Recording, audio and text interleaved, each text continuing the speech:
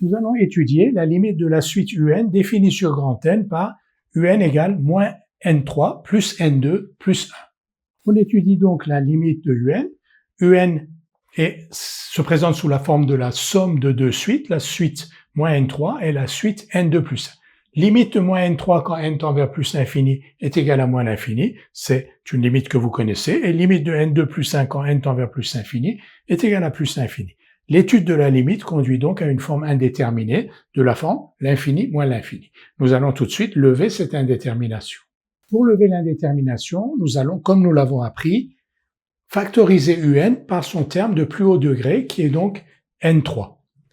UN est donc égal à N3, pour n différent de 0 bien entendu, facteur de moins 1 plus N2 sur N3, c'est-à-dire 1 sur N, plus 1 sur N3.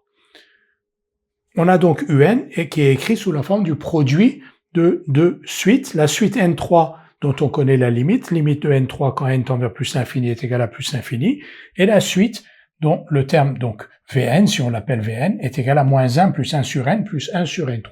Quelle est la limite de cette suite? Limite de moins 1 plus 1 sur N plus 1 sur N3, quand N tend vers plus l'infini, est égale à moins 1. Pourquoi?